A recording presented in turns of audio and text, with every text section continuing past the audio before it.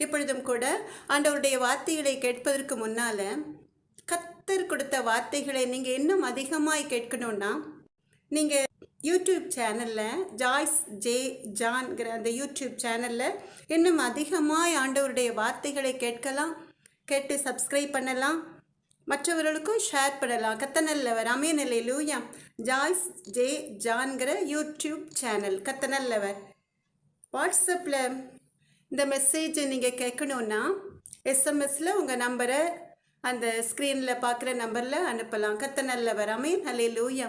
நீங்கள் கேட்டு ஆண்டவருடைய வார்த்தைகள், கர்த்தருடைய சுத்த வார்த்தைகளை கேட்டு பயன்பெறலாம். கர்த்தர் நல்லவர்.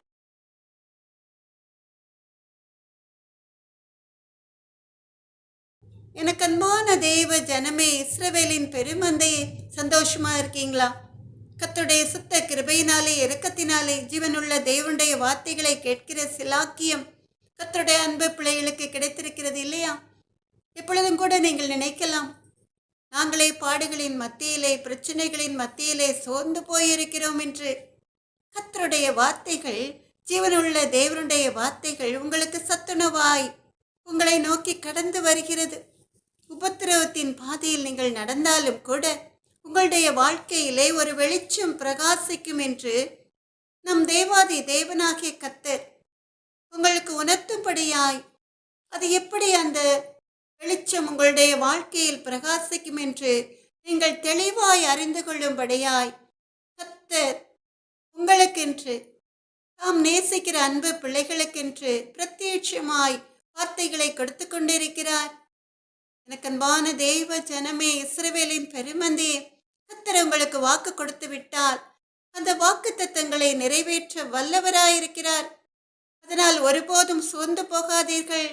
பாடுகள் மத்தியிலே உங்களுக்கு பலனை கொடுத்து, அந்த பாடுகளை ஜெயிக்கிற வல்லமையை கொடுத்து, அந்த பாடுகளின் முடிவிலே உங்களுக்கு ஒரு பிரகாசமான வெளிச்சம், உங்களுக்கு ஒரு நிரந்தரமான ஆசீர்வாதம், நீங்கள் எண்ணி முடியாத அதிசயம் உங்கள் வாழ்க்கையில் நிறைவேறும்படி கர்த்தர் செய்ய இருக்கிறார் என்பதை அறிந்து உணர்ந்து கொள்ளுங்கள்.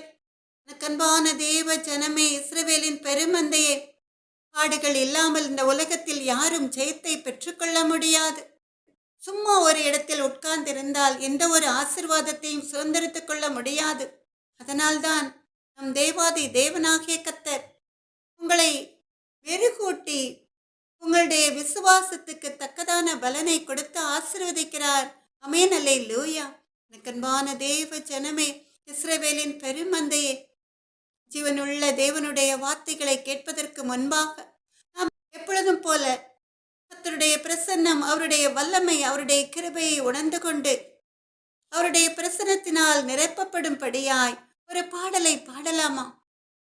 நாம் எல்லாரும் சேர்ந்து அந்த பாடலை பாடும் பொழுது அப்படியே நீங்கள் இருக்கிற இடங்களிலே கர்த்தருடைய பிரசன்னம், அவருடைய மகிமை, அவருடைய வல்லமை உங்களை அளவில்லாமல் மூடும். ஆமென் அல்லேலூயா.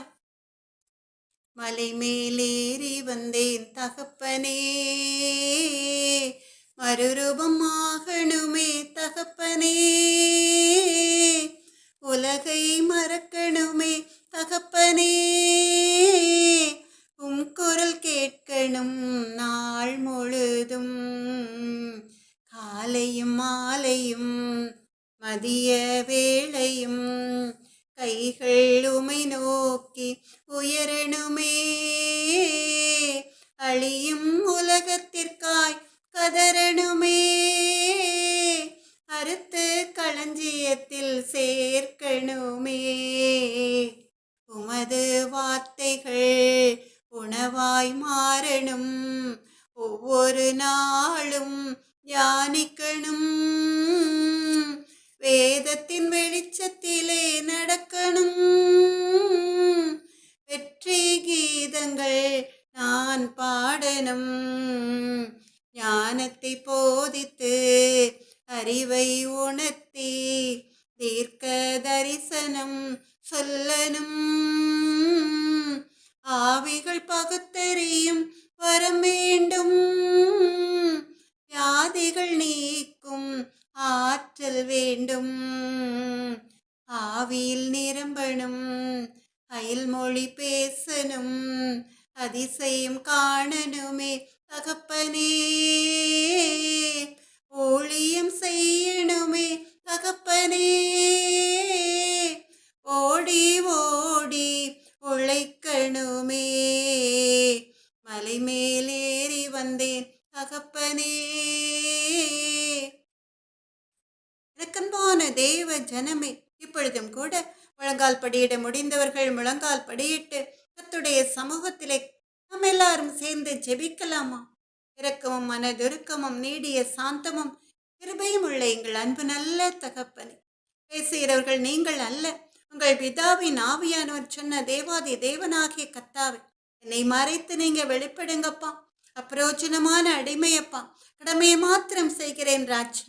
அப்பா, நீங்க தான் சொன்னீங்க தகப்பனே, நான் என் வார்த்தையை உன் வாயிலே அருளி என் கரத்தின் நிழலினால் உன்னை மறைக்கிறேன் சொல்லி, இப்பொழுதும் கூட உடைய வார்த்தைகளை உடைய மகளுடைய வாயிலே தந்து வாயிலே தருவதோடு மாத்திரமல்ல, அதை அழகாய் தெளிவாய் உடைய அன்பு பிள்ளைகளுக்கு எடுத்து சொல்கிற கிருபையையும் கொடுத்து, நீர் உடைய மகளை மறைவாய் உடைய செட்டைகளின் நிழல்ல மூடி மறைத்து உடைய பிரசன்னம் உடைய கிருபை உடைய வல்லமை அளவில்லாமல் ஊற்றி உடைய நாமத்தை மகிமைப்படுத்தும்படியார் என் மகளை மது கரங்களில் எடுத்து பயன்படுத்துங்க எங்கள் அன்பு நல்ல தகப்பனை.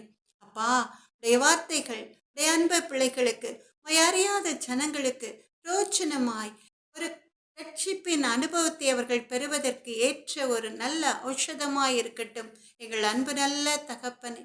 இயேசுவின் நாமத்தாலே ஜெபத்தை ஏறெடுக்கிறேன் எங்கள் அன்பு நல்ல தகப்பனை. நன்றி இயேசப்பா.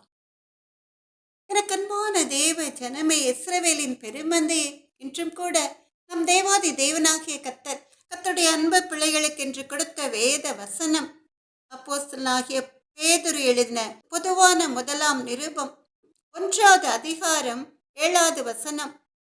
1 பேதுரு 1வது அதிகாரம் 7வது வசனம். நாம் எல்லாரும் சேர்ந்து இந்த வேத வசனத்தை வாசிக்கலாமா? அழிந்து போகிற பொன் அக்னியினாலே சோதிக்கப்படும், அதை பார்க்கிலும் அதிக விலையேறப்பட்டதாயிருக்கிற உங்கள் விசுவாசம் சோதிக்கப்பட்டு இயேசு கிறிஸ்து வெளிப்படும் போது உங்களுக்கு புகழ்ச்சியும் கனமும் மகிமையும் உண்டாக காணப்படும். ஆமென், அல்லேலூயா. நாம் மறுபடியுமாய் இந்த வேத வசனத்தை நாம் எல்லாரும் சேர்ந்து வாசிக்கலாமா? 1 பேதுரு 1வது அதிகாரம் 7வது வசனம். அழிந்து போகிற பொன் அக்கினியினாலே சோதிக்கப்படும், அதை பார்க்கிலும் அதிக விலையேற பெற்றதாயிருக்கிற உங்கள் விசுவாசம் சோதிக்கப்பட்டு இயேசு கிறிஸ்து வெளிப்படும் போது உங்களுக்கு புகழ்ச்சியும் கனமும் மகிமையும் உண்டாக காணப்படும்.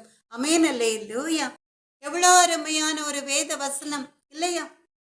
எனக்கு அன்பான தேவ ஜனமே, உங்களுக்கு ஈஸியாக புரிந்து கொள்வதற்காக, அந்த ஞானத்தை கர்த்தர் கொடுப்பதற்காக, இந்த வசனத்தை குறித்த தெளிவான அர்த்தங்களை அறிந்து கொள்வதற்காக இந்த வசனத்தை நாம் முதலிலே 3ஆக பிரித்து கொள்ளலாம்.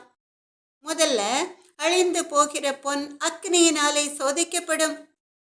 2வதாக, அதை பார்க்கிலும் அதிக விலையேற பெற்றதாயிருக்கிற உங்கள் விசுவாசம் சோதிக்கப்பட்டு. 3வதாக நாம் பார்க்கிறோம், இயேசு கிறிஸ்து வெளிப்படும் போது உங்களுக்கு புகழ்ச்சியும் கனமும் மகிமையும் உண்டாக காணப்படும் என்று. எனக்கன்பான தேவ ஜனமே, இஸ்ரவேலின் பெருமந்தையே, சோதனை என்பது எல்லாருடைய வாழ்க்கையிலும் வருகிற ஒன்று. இந்த உலகத்தில் பிறந்த ஒரு மனிதனுடைய வாழ்க்கையிலும் சோதனை காலம் என்பது இல்லாமல் இருக்காது. நிச்சயமாய் ஏதாவது ஒரு விஷயத்திலே நாம் அந்த சோதனைகளை மேற்கொள்ள வேண்டியிருக்கும். இங்கே நாம் பார்க்கிறோம், அழிந்து போகிற பொன் அக்னியினாலே சோதிக்கப்படும் என்று.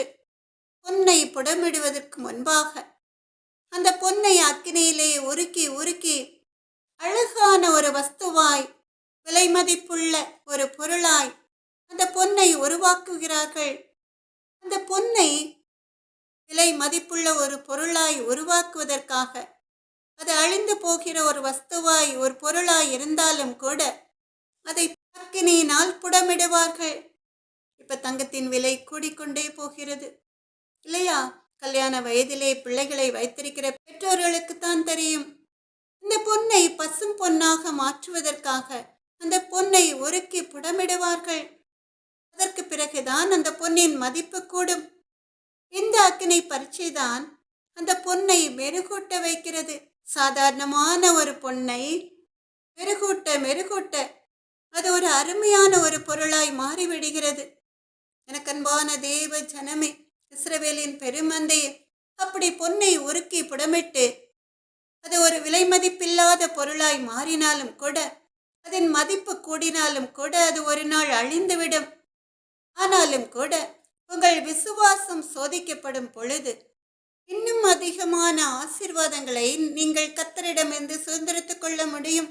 எனக்கு அன்பான தேவ ஜனமே, இஸ்ரவேலின் பெருமந்தையே, அழிந்து போகிற ஒரு பொருளே அக்கினியினால் சோதிக்கப்படும் பொழுது அதன் மதிப்பு கூடுகிறது.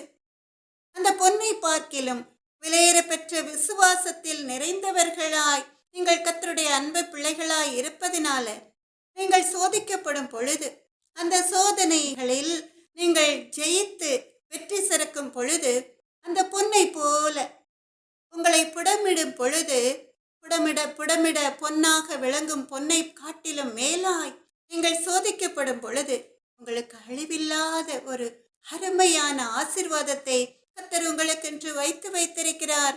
எனக்கன்பான தேவ ஜனமே, இஸ்ரவேலின் பெருமந்தையே, முதல்ல நாம் பார்த்தோம், அழிந்து போகிற பொன் அக்னியினாலே சோதிக்கப்படும் என்று. எதற்காக அப்படி சோதிக்கப்படுகிறது? அந்த பொன்னை ஒரு விலை மதிப்பில்லாத பொருளாய் மாற்றுவதற்காக. இரண்டாவதாய் நாம் பார்க்க போகிறோம், அதை பார்க்கிலும் அதிக விலையேற பெற்றதாயிருக்கிற உங்கள் விசுவாசம் சோதிக்கப்பட்டு என்று சொல்லி. எனக்கு அன்பான தேவ ஜனமே, இஸ்ரவேலின் பெருமந்தையே, பொன்னை பார்க்கிலும் அதிக விலை உயர்ந்தது உங்கள் விசுவாசம். இந்த விசுவாசம் இல்லாமல் இந்த உலகத்திலே நீங்கள் எதையும் சாதிக்க முடியாது. உங்கள் எல்லாருக்கும் தெரிந்திருக்கும், விசுவாசமே உலகத்தை ஜெயிக்கிற ஜெயம் என்று. எனக்கு அன்பான தேவ ஜனமே, இஸ்ரவேலின் பெருமந்தை, இப்ப நீங்க நினைக்கலாம், ஏன் விசுவாசம் பொன்னை பார்க்கிலும் மேலானது என்று. பொன்னை கொண்டு அழிந்து போகின்ற ஆபரணங்களை செய்யலாம், பொன்னை வைத்து சொத்துக்களை வாங்கலாம், அவ்வளவுதான், வேறு ஒன்றும் செய்ய முடியாது. ஒரு குறிப்பிட்ட எல்லைதான் அதற்கு உண்டு. அதுவும் அந்த பொன்னை நீங்கள் எப்படிதான் சேஃப்டி லாக்கரில் வைத்து பாதுகாத்தாலும் கூட கள்ளர்கள் அந்த பொன்னை களவாடி செல்லும் பொழுது மொத்தமும் போய்விடும். நீங்கள் நம்பியிருந்த நம்பிக்கை எல்லாம் அழிந்து போய்விடும். வெள்ளம் சுனாமி வந்தால் எல்லாவற்றையும் அடித்து சென்றுவிடும். ஆனால் பொன்னை பார்க்கிலும் மேலானது உங்கள் விசுவாசம். ஏன்னா அந்த விசுவாசத்திற்கு அழிவே கிடையாது. ஒரு மனிதனுடைய ஜீவன் உள்ள மட்டும் இந்த விசுவாசம் அவனுள் நிலைத்திருக்கும். அப்படி இந்த விசுவாசம் அவனுக்குள் வேறொன்று நிலைத்திருந்தால் அவனால் சாதிக்க முடியாதது எதுவுமே கிடையாது. எனக்கன்பான தேவ ஜனமே, இந்த விசுவாசம் கர்த்தருடைய அன்பு பிள்ளைகளுடைய ஆத்மாவில் இருக்கிறதுனால அதை அழிக்க யாராலும் முடியாது. எபிரேயர் 11வது அதிகாரம் 6வது வசனம் நாம் எல்லாரும் சேர்ந்து வாசிக்கலாமா? விசுவாசம் இல்லாமல் தேவனுக்கு பிரியமாயிருப்பது கூடாத காரியம். ஏனென்றால் தேவனிடத்தில் சேருகிறவன் அவர் உண்டென்றும் அவர் தம்மை தேடுகிறவர்களுக்கு பலன் அளிக்கிறவர் என்றும் விசுவாசிக்க வேண்டும். எனக்கன்பான தேவ ஜனமே, எபிரேயர் 11வது அதிகாரம் 6வது வசனம், விசுவாசம் இல்லாமல் தேவனுக்கு பிரியமாயிருப்பது கூடாத காரியம். ஏனென்றால் தேவனிடத்தில் சேருகிறவன் அவர் உண்டென்றும் அவர் தம்மை தேடுகிறவர்களுக்கு பலன் அளிக்கிறவர் என்றும் விசுவாசிக்க வேண்டும். நம் தேவாதி தேவனாகிய கர்த்தர் நம்மை ஆசீர்வதிப்பதற்கு முன்பாக அவர் விரும்புகிற காரியம் ஒன்று உண்டு. முதல்ல நாம் இந்த உலகத்திலே ஜீவனுள்ள தேவன் ஒருவர் உண்டு என்று சொல்லி விசுவாசிக்க வேண்டும். அது மாத்திரமல்ல, அந்த ஜீவனுள்ள தேவனை தேடுகிறவர்களுக்கு அவர் நிச்சயமாய் பலன் அளிக்கிறவர் என்று விசுவாசிக்க வேண்டும். கர்த்தரை தேடுகிறவர்களுக்கோ ஒரு நன்மையும் குறைபடாது, இல்லையா? எனக்கு அன்பான தேவ ஜனமே, இஸ்ரவேலின் பெருமந்தையே, நம் கர்த்தரை நெருங்க நெருங்க, அவர்கிட்ட சேர சேர, அவரிடம் விசுவாசத்தோடு ஜெபிக்க ஜெபிக்க நிச்சயமாய் அந்த ஜெபத்திற்கு பலன் உண்டென்று நாம் நம்முடைய மனதிலே ஆழமாய் விசுவாசிக்க வேண்டும். ஏன்னா கர்த்தரிடம் விசுவாசத்தை வைக்காமல் நான் கர்த்தரை நேசிக்கிறேன் என்று சொல்வது கூடாத காரியம் என்று கர்த்தருக்கு தெரியும். எனக்கன்பான தேவ ஜனமே, இஸ்ரவேலின் பெருமந்தை, அதை எபிரேயர் 11வது அதிகாரம் 33, 34வது வசனத்தை நீங்கள் வாசித்து பார்த்தால் நீங்கள் அறிந்து கொள்ளலாம். வேதத்திலே அநேகம் பேர் கர்த்தருடைய அன்பு பிள்ளைகள் இந்த விசுவாசத்தினால் தான் அநேக காரியங்களை ஜெயித்தார்கள். அநேக பிசாசு கொண்டு வந்த உபத்திரவங்களை அவர்கள் மேற்கொண்டார்கள்.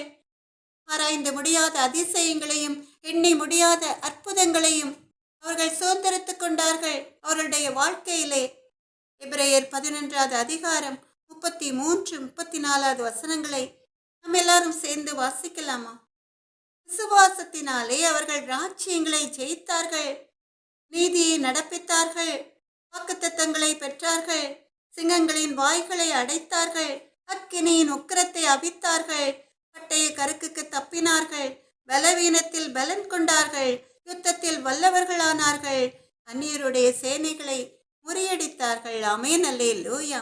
நக்கன்பான தேவ ஜனமே, இஸ்ரவேலின் பெருமந்தையே, எல்லாருக்கும் தெரிந்திருக்கும் வேதத்திலே அநேகம் பேர் தேவனிடம் கொண்ட விசுவாசத்தினாலே ஜெயத்தை பெற்றுக்கொண்டார்கள். நீதியாய் நடந்து தேவன் அவர்களுக்கு கொடுத்த வாக்குத்தத்தங்களை சுதந்திரித்துக் கொண்டார்கள். அது மாத்திரமல்ல, விசுவாசத்தினாலே சிங்கங்களை வெறும் கையினால் ஒரு ஆயுதம் இல்லாமல் கொன்று போடுகிற வல்லமையை பெற்றுக்கொண்டார்கள். எல்லாருக்கும் தெரிந்திருக்கும் தாவீது ராஜா ஆடுகளை மேய்த்த பொழுது சிங்கங்கள் அந்த ஆடுகளை கொல்ல நினைத்த பொழுது அவன் வெறும் கையில் ஒரு ஆயுதமும் இல்லாமல் அந்த சிங்கங்களை கிழித்து போட்டான் என்று, அக்கினியின் உக்கிரத்தை அவித்தார்கள் என்று. சாத்ராக், மேஷாக், ஆபேத்நேகோ அவருடைய விசுவாசம் உங்களுக்கு தெரிந்திருக்கும். நக்கன்பான தேவ ஜனமே, இப்படி அநேகம் பேர் தேவனிடம் கொண்ட விசுவாசத்தினாலே உலகத்திலே ஜெயத்தை சுதந்திரித்துக் கொண்டார்கள். அவர்கள் வெட்கப்பட்டு போகவில்லை. அவர்கள் சத்துருக்கள் மத்தியிலே ஒரு பந்தையை தான் கர்த்தர் ஆயத்தப்படுத்தினார். அவர்கள் நினைத்த காரியம் எல்லாம் வாய்க்க செய்தார். உபத்திரவத்தின் மத்தியிலும் கூட அவர்கள் விசுவாசத்திலே உறுதியாய் நின்றார்கள். ஆமென், அல்லேலூயா.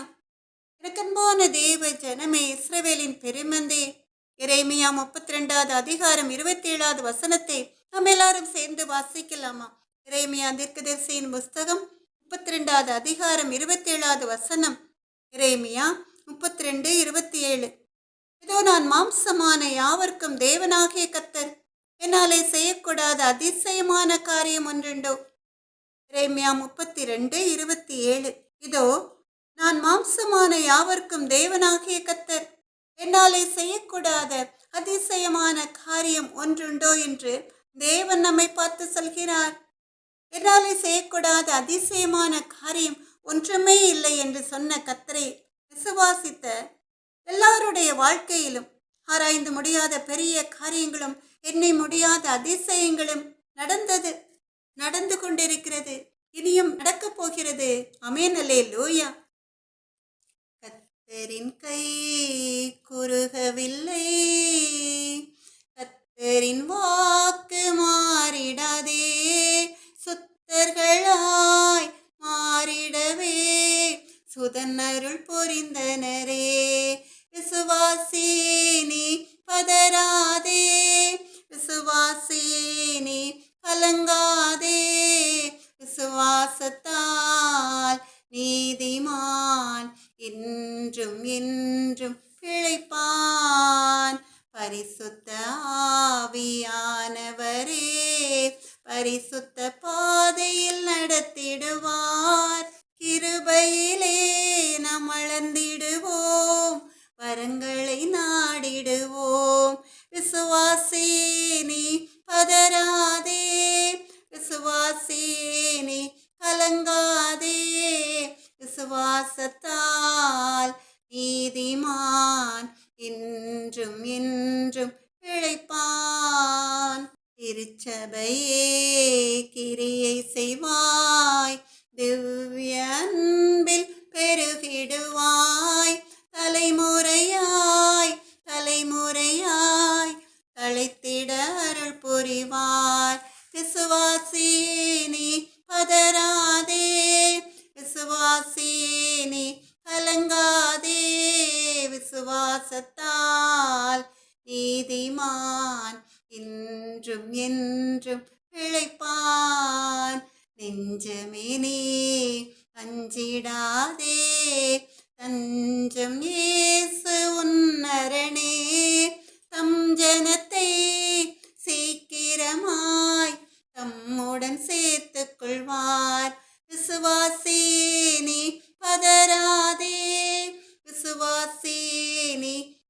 கலங்காதே, விசுவாசத்தால் நீதிமான் என்றும் என்றும் பிழைப்பான். மேகம் போன்ற வாக்குத்தத்தம் சூழ நின்றி காத்திருக்க, விசுவாசத்தால் உரிமை கொள்வாய், விரைந்து முன்னேகிடுவாய். விசுவாசியே நீ பதறாதே, விசுவாசியே நீ கலங்காதே, விசுவாசத்தால் நீதிமான் என்றும் என்றும் பிழைப்பான். கர்த்தரின் கை குறுகவில்லை, கர்த்தரின் வாக்கு மாறிடாதே, சுத்தர்களாய் மாறிடவே சுதன்னருள் புரிந்தனரே. எனக்கன்பான தேவ ஜனமே, இந்த விசுவாசத்தை தான் கர்த்தர் சோதிக்கிறார். எப்படி பொன்னை புடமிட்டு சுத்த பொன்னாய் மாற்றுவார்களோ அதுபோல தானியேலின் விசுவாசம் சோதிக்கப்பட்டது. எங்கே சோதிக்கப்பட்டது? அவன் சிங்கங்களின் குகையிலே போடப்பட்டான். அப்பொழுதும் கூட அவன் தன்னுடைய விசுவாசத்தை விடவில்லை. அவனை சிங்கங்களின் குகையில் போடும்படி கட்டளையிட்ட ராஜாவும் கூட விசுவாசத்தோடு சொல்கிறான், நீ இடைவிடாமல் ஆராதிக்கிற உன் தேவன் உன்னை தப்புவிப்பார் என்று. தானியேல் 6வது அதிகாரம் 16வது வசனத்திலே தானியேலை பார்த்த அந்த ராஜா சொல்கிறான், நீ இடைவிடாமல் ஆராதிக்கிற உன் தேவன் உன்னை தப்புவிப்பார் என்று. சிங்கங்களின் குகையிலே போட சொல்லிவிட்டார்களே என்று தானியேல் தேவனை குறித்து மனஸ்தாபப்பட்டு பின்மாற்றம் அடைந்தானா? இல்லை எனக்கன்பான தேவ ஜனமே, சிங்கங்களின் குகையில் போடப்பட்ட வேளையிலும் கூட அவன் விசுவாசத்திலே உறுதியாயிருந்தான். அதனால் அவன் அந்த சிங்கங்களின் குகையிலே இருந்து ஒரு சேதமும் அடையாதபடி, எப்படி சிங்கங்களின் குகையிலே தானியேலை தூக்கி போட்டார்களோ அதை போலவே அவன் வெளியே வந்தான். ஒரு சேதமும் அடையவில்லை. சிங்கங்கள் அவனை கொன்று போடவில்லை. என்ன? அவனுடைய விசுவாசத்தை பட்சிப்பதற்காக சிங்கங்களின் குகையிலே போடும்படி மனிதனுக்கு கட்டளையிட்ட தேவன் அந்த சிங்கங்களின் வாயை கட்டி போட்டார், தானியேலை சேதப்படுத்தாதபடிக்கு. அதனால் அதற்கு பிறகு தானியேலின் காரியம் ஜெயமாயிருந்தது என்று சொல்லி வேதத்திலே நாம் பார்க்கிறோம். அவன் தேவன் மேல் கொண்ட விசுவாசத்தை பார்த்து ராஜா அவனை உயர்த்தினான். அவன் பெரிய அதிபதியாய் பெரிய அதிகாரியாய் மாறுகிறான். எனக்கன்பான தேவ ஜனமே, இஸ்ரவேலின் பெருமந்தை சாத்ராக் மேஷாக் ஆபேத்நேகோவும் அக்கினியிலே புடமிடப்பட்டார்கள். சாத்ராக் மேஷாக் ஆபேத்நேகோ ஒரு பாவமும் செய்யாவிட்டாலும் கூட எரிகிற அக்கினி சூளையிலே எப்படி பொன்னை அக்கினியினால் புடமிடுவார்களோ அதை போல சாதாரணமாய் அக்கினி சூளையை சூடாக்குவதை பார்க்கலும் 7 மடங்கு அதிகமாய் சூடாக்கும்படி ராஜாவால் உத்தரவு கொடுக்கப்பட்டு அந்த அக்கினி சூளையிலே அந்த 3 பேரையும் தூக்கி போட்டார்கள். எப்படிப்பட்ட அக்கினி பரீட்சை பார்த்தீர்களா? அந்த அக்கினி பரீட்சையிலே அவர்கள் ஜெயித்தார்களா? ஜெயித்தார்கள். என்ன, அவர்களுடைய விசுவாசம் அப்படிப்பட்டது. எனக்கன்பான தேவ ஜனமே, இஸ்ரவேலின் பெருமந்தையே, தானியேல் 3வது அதிகாரம் 17வது வசனத்திலே நீங்கள் வாசித்து பார்க்கலாம்.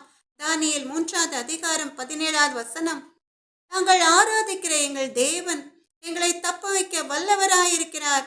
அவர் எரிகிற அக்கினி சூளைக்கும் ராஜாவாகிய உம்முடைய கைக்கும் நீங்களாக்கி விடுவிப்பார் என்று தைரியமாய் சொல்கிறார்கள் ராஜாவை பார்த்து. தானியேல் 3வது அதிகாரம் 17வது வசனம், நாங்கள் ஆராதிக்கிற எங்கள் தேவன் எங்களை தப்ப வைக்க வல்லவராயிருக்கிறார். அவர் எரிகிற அக்கினி சூளைக்கும் ராஜாவாகிய உம்முடைய கைக்கும் நீங்களாக்கி விடுவிப்பார் என்று. அன்பான தேவ ஜனமே, கர்த்தருடைய அன்பு மகளுக்கு பிடித்த ஒரு அதிகாரம் இந்த தானியேல் அதிகாரம். அதிலேயும் கூட இந்த வேத வசனம் மிகவும் அருமையான ஒன்று.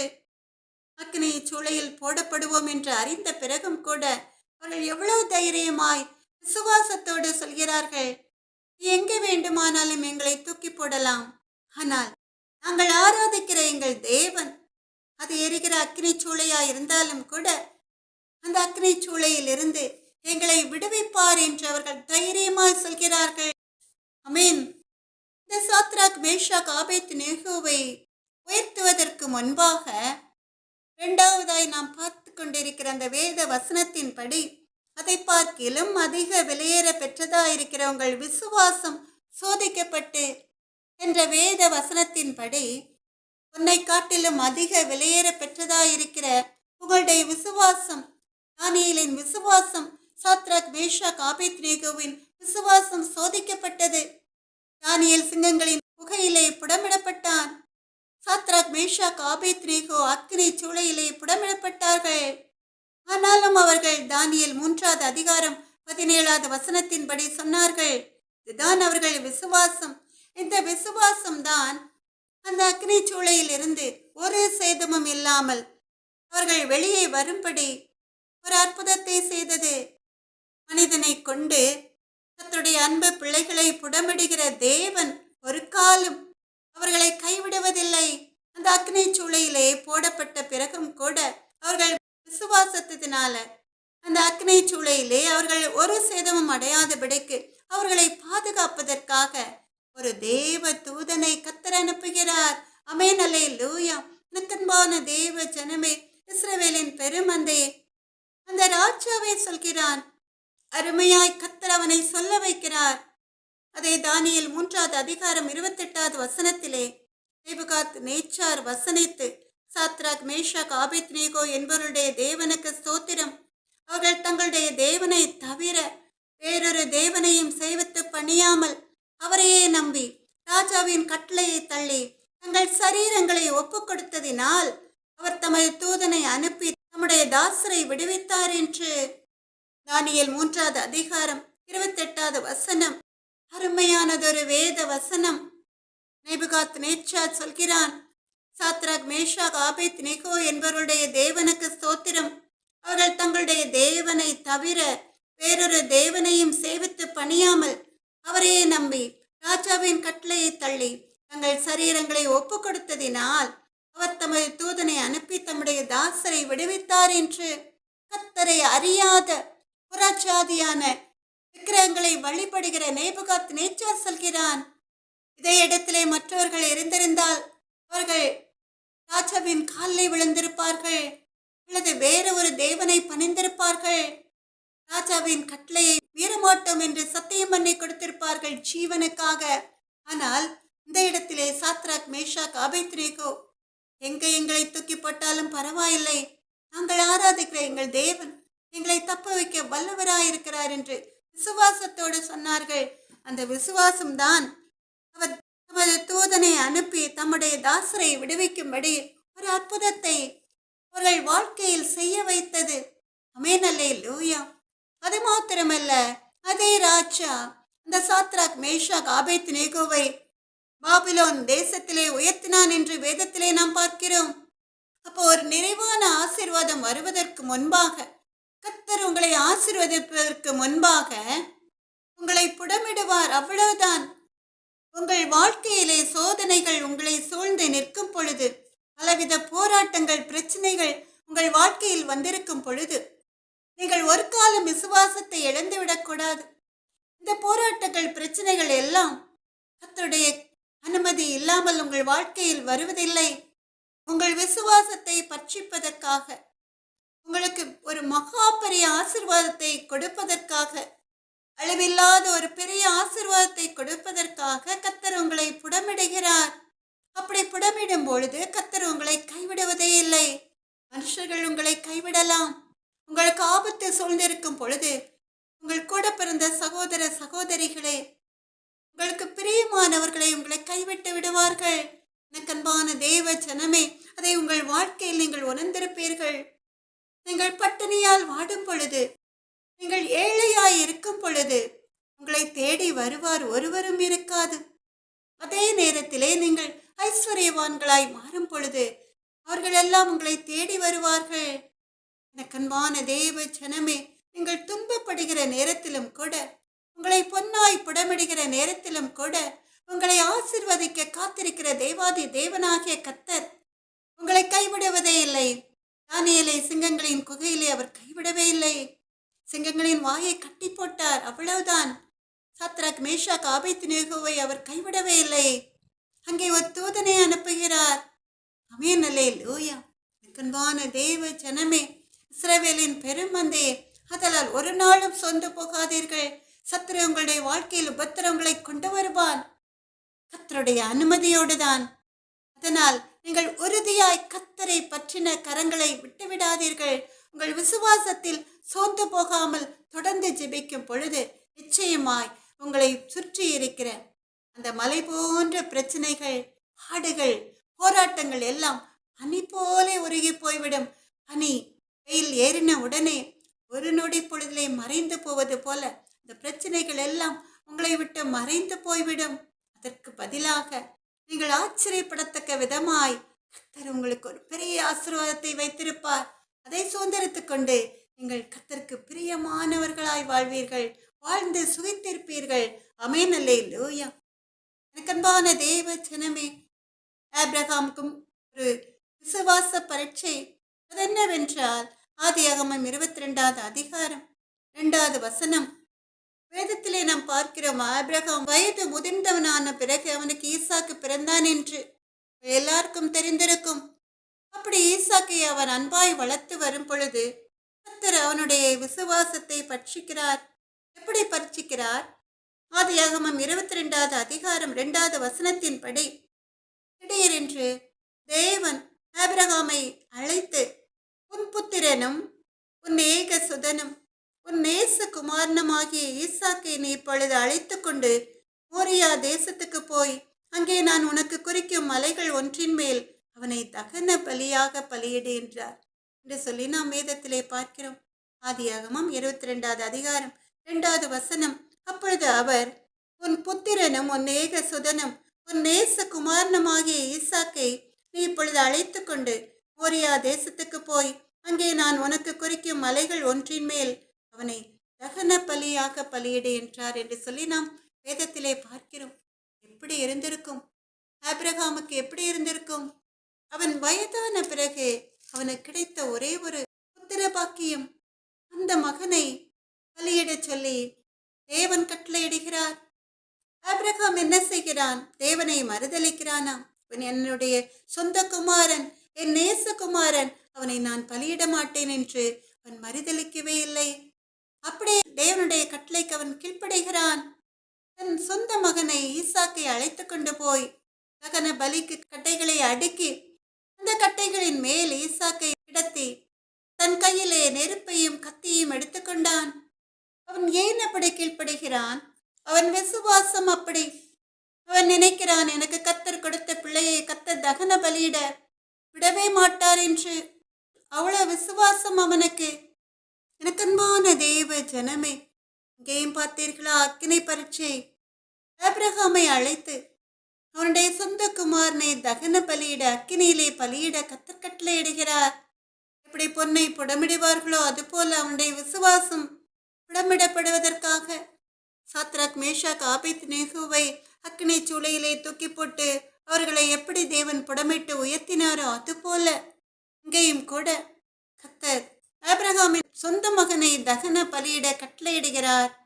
ஆனால் ஆபிரகாம் தன்னுடைய சொந்த குமாரனை வெட்டும் படிக்கு கத்தியை கையிலே ஓங்கின பொழுது கர்த்தருடைய தூதனானவர் ஆபிரகாமை அழைத்து அப்படி செய்யாதபடிக்கு தடுக்கிறார்.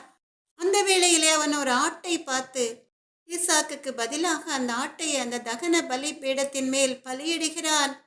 ஈசாக்கு தேவனால் காப்பாற்றப்படுகிறான். எனக்கன்பான தேவ ஜனமே, இஸ்ரவேலின் பெருமந்தையே, இந்த வசனத்திலே 2வது உள்ளபடி அதை பார்க்கிலும் அதிக விலையேற பெற்றதாயிருக்கிற உங்கள் விசுவாசம் சோதிக்கப்பட்டு என்று சொல்லி நாம் பார்க்கிறோம். இங்கேயும் கூட ஆபிரகாம் விசுவாசம் சோதிக்கப்பட்ட பிறகு அவன் பொன்னாக விளங்கும்படி கர்த்தர் அவனை ஆசீர்வதிக்கிறார். ஆதியாகமம் 22வது அதிகாரம் 16, 17, 18வது வசனங்களை நாம் எல்லாரும் சேர்ந்து வாசிக்கலாமா? நீ உன் புத்திரன் என்றும் உன் ஏக சுதன் என்றும் பாராமல் அவனை ஒப்பு கொடுத்து இந்த காரியத்தை செய்தபடியால் நான் உன்னை ஆசீர்வதிக்கவே ஆசீர்வதித்து உன் சந்ததியை வானத்து நட்சத்திரங்களைப் போலவும் கடற்கரை மணலை போலவும் பெருகவே பெருக பண்ணுவேன் என்றும் உன் சந்ததியார் தங்கள் சத்துருக்களின் வாசல்களை சுதந்திரித்துக் கொள்வார்கள் என்றும் நீ என் சொல்லுக்கு கீழ்ப்படிந்தபடியினால் உன் சந்ததிக்குள் பூமியில் உள்ள சகல ஜாதிகளும் ஆசீர்வதிக்கப்படும் என்று என் பெயரில் ஆணையிட்டேன் என்று கர்த்தர் சொல்கிறார் என்று பார்க்கிறோம்.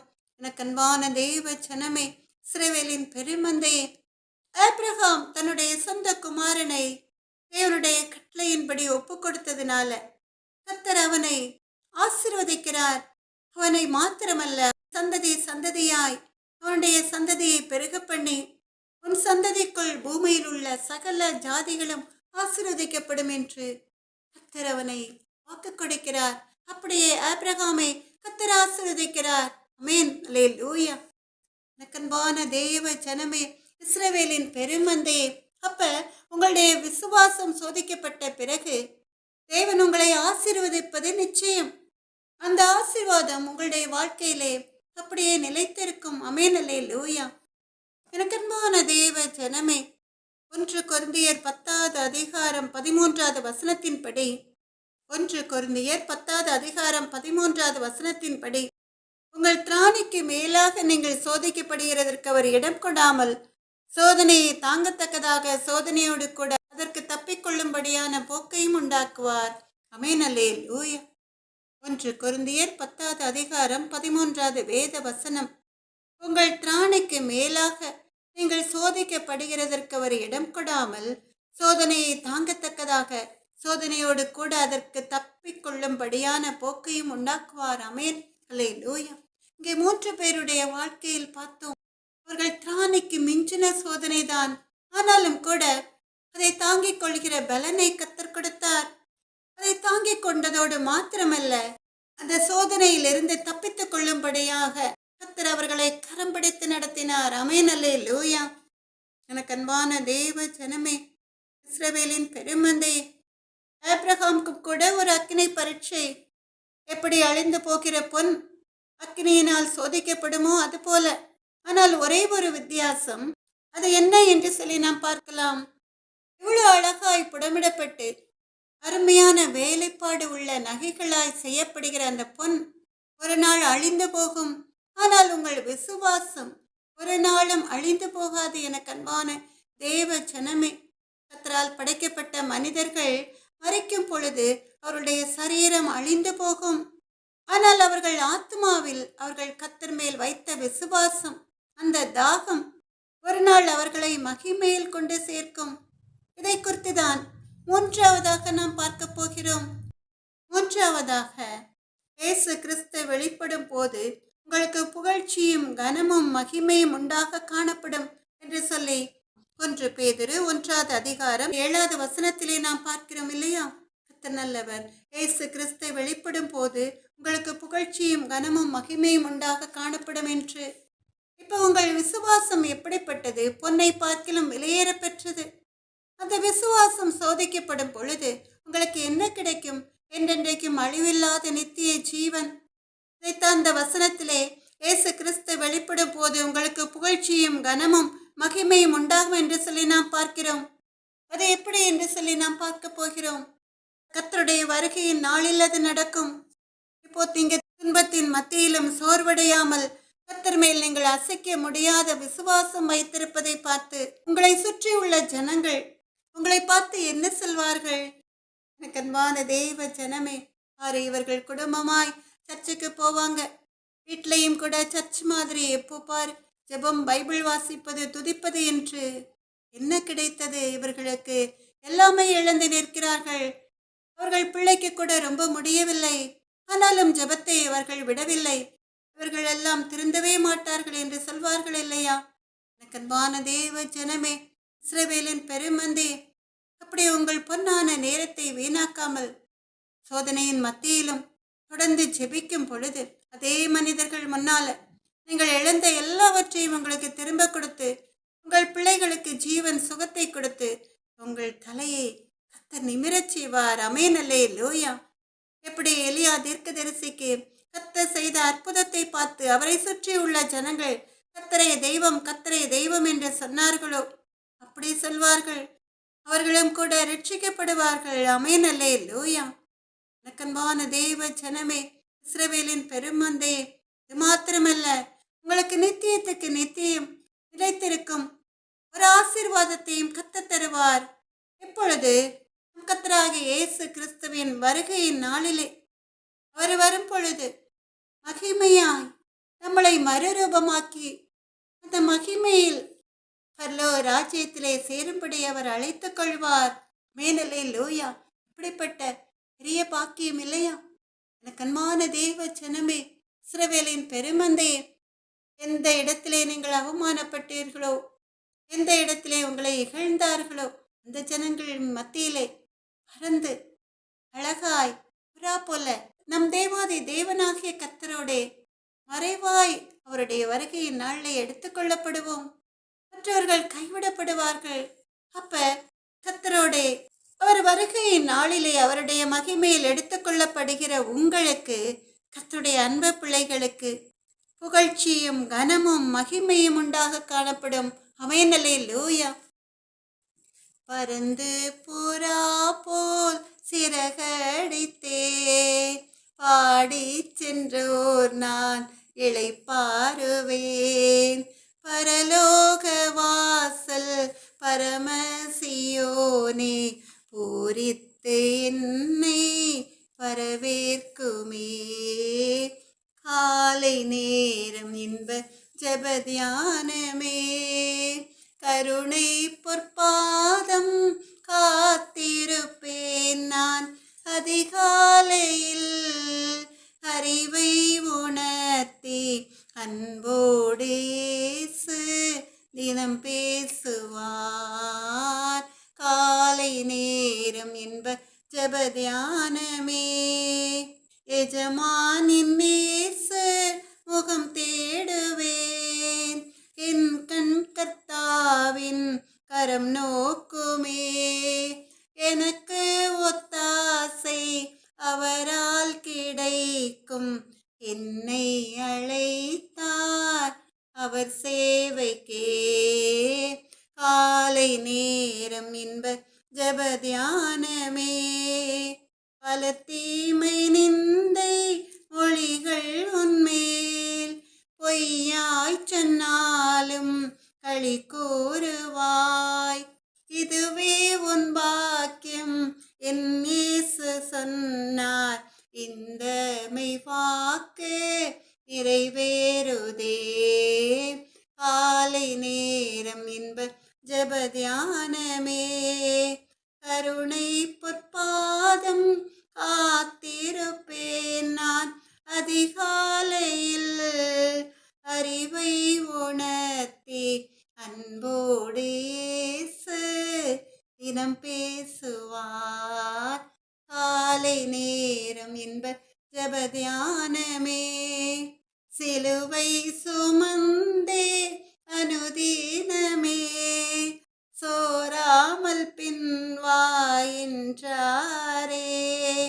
அவரோடு பாடு சகித்தாழுவேனே. ஆண்டாண்டு காலம் ஜெயமாகவே. காலை நேரம் இன்ப ஜபதியானமே, கருணை பொற்பாதம் காத்திருப்பேன் நான். அதிகாலையில் அறிவை உணர்த்தி அன்போடு இயேசு தினம் பேசுவார். காலை நேரம் இன்ப ஜபதியானமே, பறந்து புறா போல் சிறகடித்தே பாடி சென்றோர் நான் இளைப்பாறுவேன். பரலோக வாசல் பரமசியோனே பூரித்து என்னை வரவேற்குமே. காலை நேரம் இன்ப ஜபதியானமே, கருணை பொற்பாதம் காத்திருப்பேன் நான். அதிகாலையில் அறிவை உணர்த்தி அன்போடு இயேசு தினம் பேசுவார். காலை நேரம் இன்ப ஜபதியானமே. இருக்கம்போன தேவ ஜனமே, கடைசியாக யாக்கோபு 1:12 வேத வசனம் நம்ம எல்லாரும் சேர்ந்து வாசிக்கலாமா? சோதனையை சகிக்கிற மனுஷன் பாக்கியவான், அவன் உத்தமன் என்று விளங்கின பின்பு கர்த்தர் தம்மிடத்தில் அன்பு கூறுகிறவர்களுக்கு வாக்குத்தத்தம் பண்ணின ஜீவ கிரீடத்தை பெறுவார். ஆமென், அல்லேலூயா. யாக்கோபு 1:12 சோதனையை சகிக்கிற மனுஷன் பாக்கியவான், அவன் உத்தமன் என்று விளங்கின பின்பு கர்த்தர் தம்மிடத்தில் அன்பு கூறுகிறவர்களுக்கு வாக்குத்தத்தம் பண்ணின ஜீவ கிரீடத்தை பெறுவான். ஆமென், அல்லேலூயா. அன்பான தேவ ஜனமே, இஸ்ரவேலின் பெருமந்தே, அழிந்து போகிற பொன்னை அக்னியினால் உடம்பிடப்படும் பொழுது என்றென்றைக்கும் அழிவில்லாத நித்திய ஜீவனை சுதந்திரித்துக் கொள்கிற நாமும் கூட நம் தேவாதி தேவனாகிய கர்த்தரால் உடம்பிடப்படுகிறோம். இதற்காக அந்த பரிசுத்த பரலோக ராஜ்யத்திலே பரிசுத்தவான்களின் கூட்டத்தின் நடுவிலே நாம் முகமுகமாய் நம் தேவனை தரிசித்து அவரோட ஐக்கியமாகி அவரோட நித்தியத்துக்கு நித்தியமாய் அழிவில்லாத, என்றென்றைக்கும் அழிவில்லாத, கண்ணீர் இல்லாத, கவலை இல்லாத, சஞ்சலம் இல்லாத நித்திய ஜீவன், நித்தியத்துக்கு நித்தியம் அழிவில்லாத அந்த வாழ்க்கையை நாம் சுதந்திரித்துக் கொள்வோம். அது மாத்திரமல்ல, கர்த்தர் நம்மை பார்த்து சொல்கிறார், சோதனைகளை சகிக்கிற மனுஷன் பாக்கியவான் என்று. அப்படி நாம் கர்த்தரிடம் அன்பு கோரும் பொழுது பரலோக ராஜ்யத்திலே கர்த்தர் நமக்கு ஜீவ கிரீடத்தை சூட்டி நம்மை அழகு பார்த்து அருமையாய் நம்மை நடத்துவார். ஆமென், அல்லேலூயா. இதைவிட அருமையான சந்தோஷம் எந்த ஒரு மனிதனுக்கும் கிடைக்காது. அன்பான தேவ ஜனமே, இஸ்ரவேலின் பெருமந்தே, 1 பேதுரு 1:7 அழிந்து போகிற பொன்னக்கினியினாலே சோதிக்கப்படும் அதை பார்க்கலும் அதிக விலையேற பெற்றதாயிருக்கிற உங்கள் விசுவாசம் சோதிக்கப்பட்டு இயேசு கிறிஸ்து வெளிப்படும் பொழுது உங்களுக்கு புகழ்ச்சியும் கனமும் மகிமையும் உண்டாக காணப்படும். ஆமென், அல்லேலூயா. உடனே நீங்கள் நினைக்கலாம், பரலோராஜ்யத்தில் மாத்திரமா என்று. இல்லை, எனக்கு அன்பான தேவ ஜனமே, இஸ்ரவேலின் பெருமந்தே, இந்த உலகத்திலே நீங்கள் பொன்னாய் புடமிடப்பட்ட பிறகு, உங்கள் விசுவாசம் சோதிக்கப்பட்ட பிறகு, கர்த்தர் உங்கள் எதிரிகள் மத்தியிலே உங்களை உயர்த்துவார். நீங்கள் ஆச்சரியப்படத்தக்க விதத்திலே உங்களுக்கு ஒரு பெரிய ஆசீர்வாதத்தை சுதந்திரிக்கும்படி செய்வார். எப்படி தானியேலை, சாத்ராக், மேஷாக், ஆபேத்நேகோவை, ஆபிரகாமை, ஈசாக்கை, யாக்கோபை ஆசீர்வதித்தாரோ அப்படி. ஆமென். அது மாத்திரமல்ல, உங்களுக்கு புகழ்ச்சியும் கனமும் கீர்த்தியும் உண்டாகும்படி உங்களுக்கு ஜீவ கிரீடத்தை தருவார். நித்திய ஜீவனை சுதந்திரத்துக் கொள்ள செய்வார். ஆமென், அல்லேலூயா. அதனால் போராட்டங்கள், பிரச்சனைகள், பாடுகள் உங்கள் வாழ்க்கையில் வரும் பொழுது நீங்கள் விசுவாசத்தை இழந்து போகாதபடி உங்கள் நம்பிக்கையை கர்த்தர் மேல் வைக்கும் பொழுது, கர்த்தர் மேல் நம்பிக்கை வைத்து கர்த்தரை தன் நம்பிக்கையாக கொண்டிருக்கிற மனுஷன் பாக்கியவான். ஆமென், அல்லேலூயா. எனக்கு அன்பான தேவ ஜனமே, இஸ்ரவேலின் பெருமந்தே, நம்ம எல்லாரும் சேர்ந்து ஒரு சின்ன ஜெபத்தை நம் தேவாதி தேவனாகிய கர்த்தரிடம் ஏறெடுக்கலாமா? இரக்கமும் மனதுருக்கமும் நீடிய சாந்தமும் கிருபையும் உள்ள எங்கள் அன்பு நல்ல தகப்பனே, இப்பொழுதும் கூட உடைய அன்பு பிள்ளைகள் அநேகம் பேர் வாழ்க்கையிலே பாடுகளின் நிமித்தமாய், பிரச்சனைகளின் நிமித்தமாய் சோர்ந்து போயிருப்பார்களே ராஜா. சோர்ந்து போகிறவனுக்கு பலன் கொடுத்து சத்துவம் இல்லாதவனுக்கு சத்துவத்தை பெருக பண்ணுகிற தேவாதி தேவனாகிய கர்த்தர் உடைய அன்பு பிள்ளைகளை கண்ணோக்கி பாரும் அப்பா. இயேசுவே, எங்கள் அன்பு நல்ல தகப்பனே, இந்த எல்லா பாடுகளையும் நீர் சிலுவையில் சுமந்து வெற்றி சிறந்தீரே. இப்பொழுதும் கூட நீர் வடித்துக் கொண்டிருக்கிற நம்முடைய அன்பு பிள்ளைகளுடைய விசுவாசத்தை பரீட்சித்து பார்த்து அவர்கள் பொன்னாய் புடமிடப்பட்ட பிறகு பொன்னாய் இருப்பதை பார்த்து கர்த்தர் நீர் வலது கரத்தை நீட்டி ஆசீர்வதிங்க தகப்பனே. அப்பா, எங்கள் அன்பு நல்ல தகப்பனே, ஜெபிக்கின்ற இந்த நேரத்திலே அந்த பாடுகளை, அந்த போராட்டங்களை, இந்த பிரச்சனைகளை அன்பு பிள்ளைகளை விட்டு அகற்றி போடுங்க ராஜா. இயேசுவே, எங்கள் அன்பு நல்ல தகப்பனே, மனம் இறங்குங்கப்பா. அன்பு பிள்ளைகள் ஊழியத்தின் பாதையில படுகிற பாடுகள் ஏராளம் தகப்பனே. எல்லா பாடுகளையும் நீக்கி அப்பா, எங்கள் அன்பு நல்ல தகப்பனே, அன்பு பிள்ளைகளுக்கு நீங்கள் வாக்கு கொடுத்தபடியே வாக்கு தத்தங்களை சுதந்திரத்துக் கொள்ளும்படி செய்வதோடு மாத்திரமல்ல, உடைய வருகையின் நாள்ல நித்திய ஜீவனை சுதந்திரத்துக் கொள்ளும்படியாய் அறிவாய் எடுத்துக்கொள்ளுங்க எங்கள் அன்பு நல்ல தகப்பன்.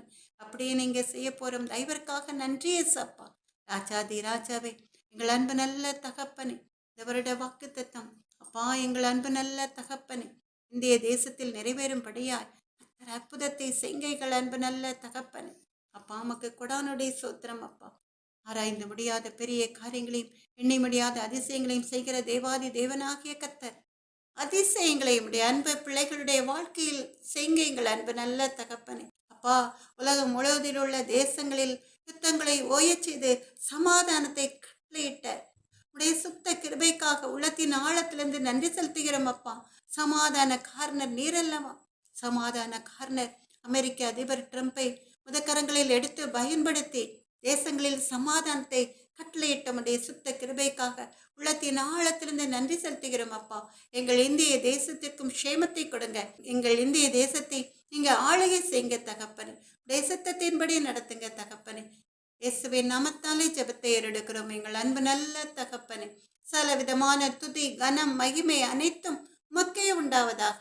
என் ஆத்மாவே கர்த்தரை சோத்திரி, என் முழு உள்ளமே அவருடைய பரிசுத்த நாமத்தை சோத்திரி. என் ஆத்மாவே கர்த்தரை சோத்திரி, கர்த்தர் செய்த சகல உபகாரங்களையும் மறவாதே. ஆமென். அல்லேலூயா. எனக்கு அன்பான தேவ ஜனமே, இஸ்ரவேலின் பெருமந்தையே, நம்முடைய கர்த்தராகிய இயேசு கிறிஸ்துவனுடைய கிருபையும் தேவனுடைய அன்பும் பரிசுத்த ஆவியினுடைய ஐக்கியமும் உங்கள் அனைவரோடும் கூட இருப்பதாக. ஆமென். அல்லேலூயா. ஆமென். அல்லேலூயா. ஆமென். அல்லேலூயா.